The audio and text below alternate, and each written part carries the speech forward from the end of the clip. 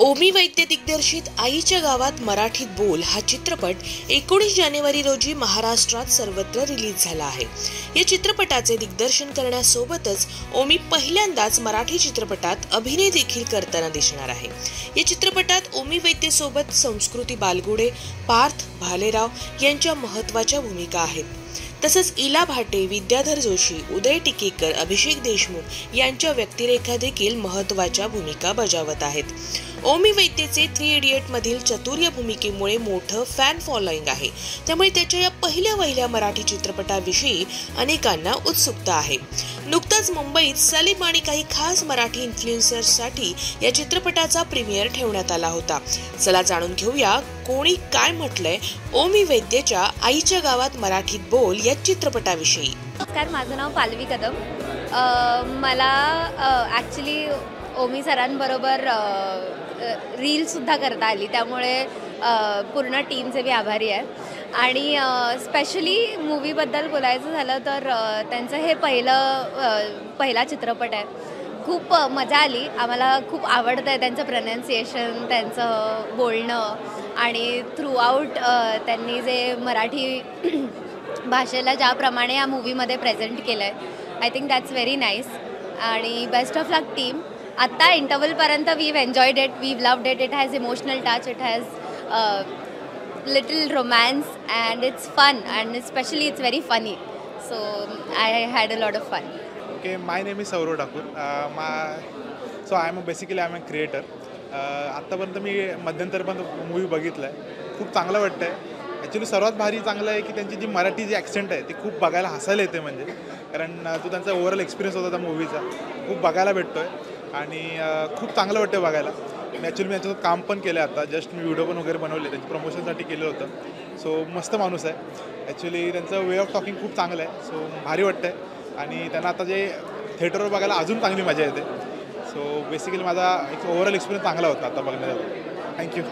खूप एन्जॉय केला, खूप हटके असा मूवी आहे आणि स्पेशली ओमी वैद्य त्यांचा जो ॲक्सेंट घेतला आहे मूवीमध्ये तो खरंच अफलातून आहे, म्हणजे ॲक्च्युली बघण्यासारखा मूवी आहे। कॉन्सेप्ट पण खूप चांगली आहे अँड ॲक्च्युली सगळ्यांना आवडेल, खूप हसाल। प्रत्येक काही मिनटानंतर खूप सगळं असे म्हणजे अमेझिंग जोक्स आहेत, म्हणजे क्रिएटिव्हिटी खूप जास्ती आहे। So it's actually a very good and great movie, तर सगळ्यांनी बघितलाच पाहिजे। जेवढा मूवी पाहिलेस काय सांगशील ओमीच्या ॲक्टिंगविषयी पहिल्याच? हो, ॲक्च्युली ओमी वैद्यला आपण सगळ्यांनीच 3 इडियट्समध्ये पाहिलं आणि त्याचं अप्रतिम काम पाहिलं। एस्पेशली त्याचा जो भाषणाचा जो सीन आहे त्यांनी खूप कमाल केला आणि पुढेसुद्धा त्यांनी अनेक सीन्समध्ये खूप आपली छाप सोडली। त्यामुळे मला खूप अपेक्षा आणि इच्छा होती की ओमीनी ह्यावेळी नक्की काय केलं आहे ती पाहण्याची।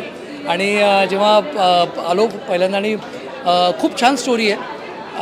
एक NRI मुलगा, मराठी मातीत येतो आणि तिथे येऊन एका मुलीच्या शोधात येतो आणि पुढे ती गडबड कशी होते, त्याला मुलगी मिळते की नाही, ही सगळी त्याची स्टोरी आहे। आता इंटरवलपर्यंत तरी छान वाटतं बघायला, एक उत्सुकता लागून राहते की पुढे काय होणार।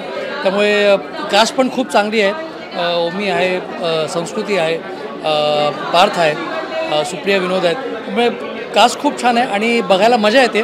बघूया पुढच्या हाफमध्ये स्टोरी कशी जाते आणि कुठपर्यंत तो नेऊन ठेवतो।